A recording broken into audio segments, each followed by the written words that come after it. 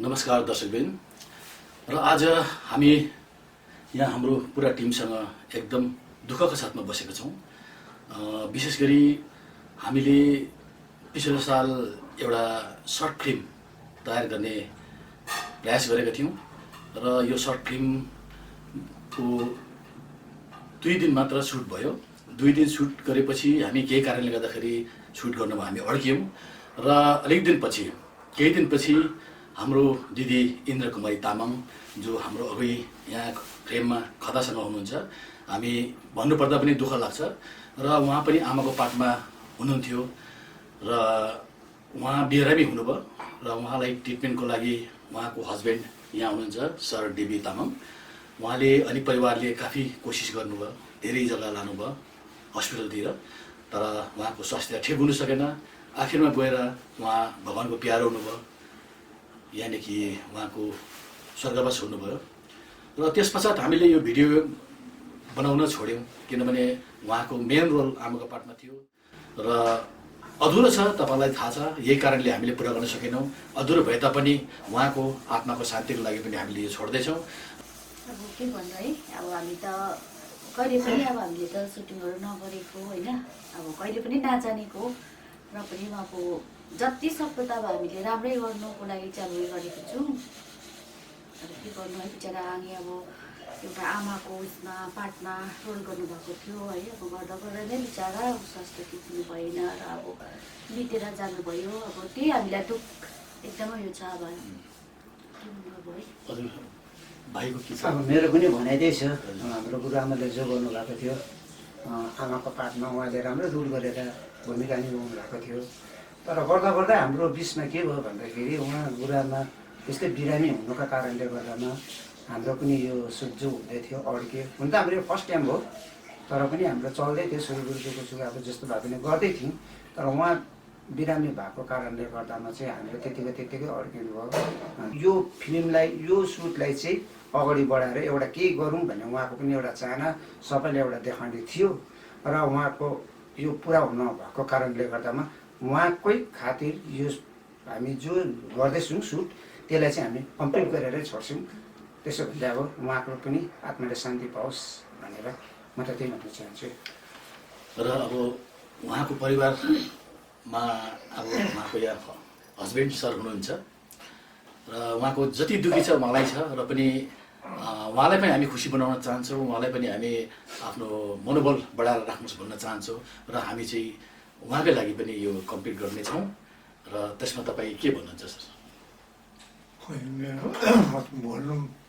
बोल्नु निकै हुने लाग्छ कि अनि ठिकै छ। अब उहाँलाई थाम्नै पऱ्यो है, छोराछोरीको पनि हेर्नै पऱ्यो, उहाँलाई हेरेर पनि आफू त जिउने कोसिस गर्नुपर्छ।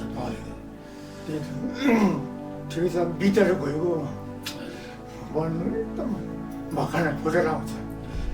म त्यति बोल्नु सक्दिनँ ल।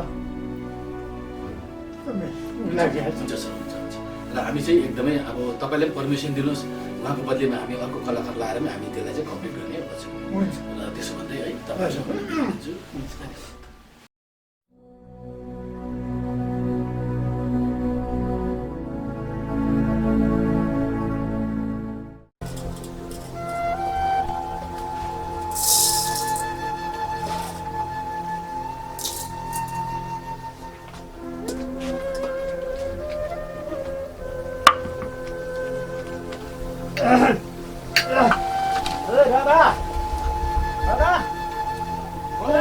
माटेर आएछ।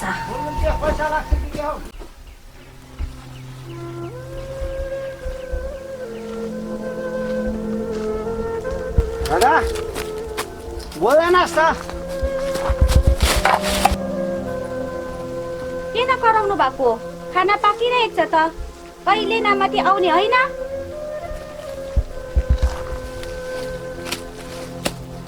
मलाई नसिका, सब मलाई थाहा छ।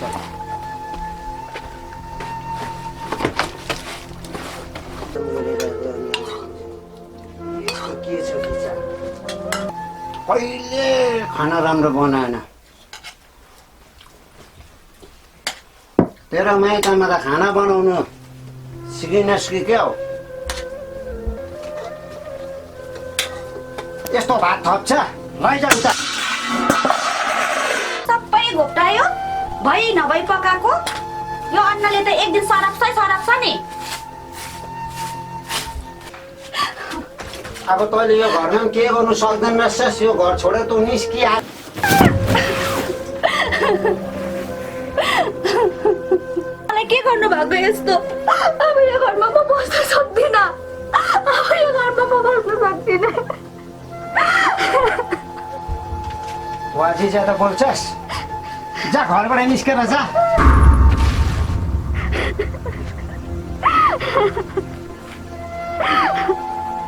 के गर्नु भएको मलाई यस्तो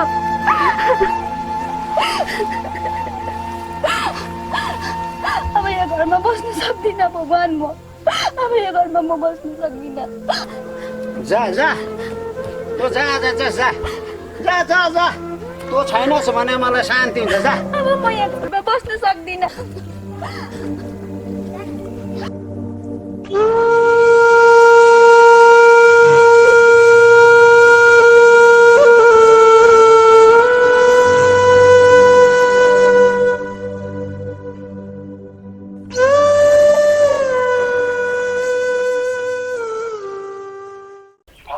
हेलो साथी तपाईँसँग एउटा काम थियो सुन्नुहोस् न बाटोमा एउटा बिमारी अवस्थामा एउटा लेडीलाई भेटेको थिएँ कि अनि ऊ मेरै घरमा छ अहिले र उसलाई होस पनि आएको छैन यसो तपाईँले चिन्नुहुन्छ कि भनेर फोन गरेको नि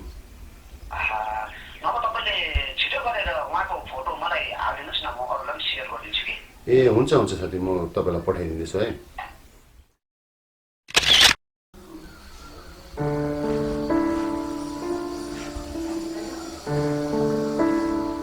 डाक्टरले चाहिँ के भन्यो नानी डक्टरले नसुर्ताउनु भन्नुभएको छ र यो विकनेसको कारणले अरे र उसमा चाहिँ सुपहरू खानाहरू राम्रोसँगले दिनु भन्नुभएको छ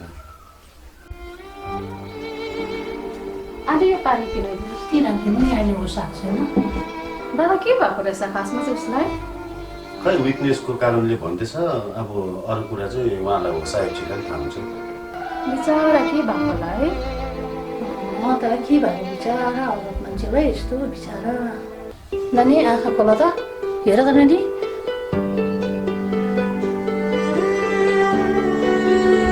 ठिकै छौ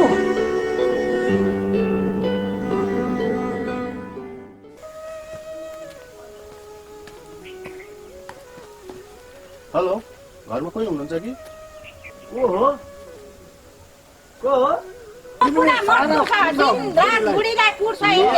मेरो घरको कुरोमा तिमीहरू किन बाठा हुन्छ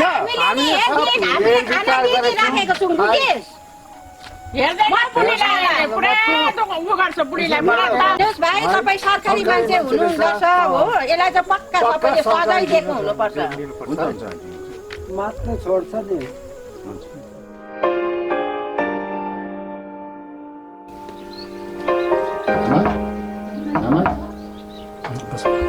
ए आइपुग्यो छोरा हजुर आमा आइपुगेन बहिनीको घरमा पुग्यो के हजुर पुगेर आएको आमा बस्नु त सबै बताउँछु बताइहाल्छु अब नानी बस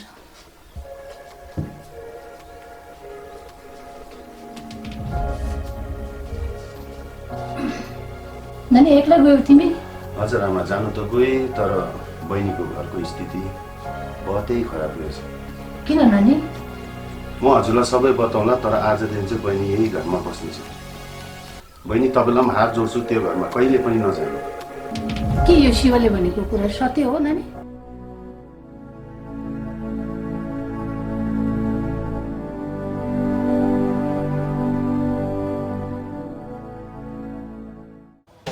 हजुरहरूलाई यो भिडियो कस्तो लाग्यो कृपया प्रतिक्रिया दिनुहोला आउने दिनमा यस भिडियोलाई हामी पुरा गरेर देखाउनेछौँ तबसम्मको लागि चाहिँ सबैलाई धन्यवाद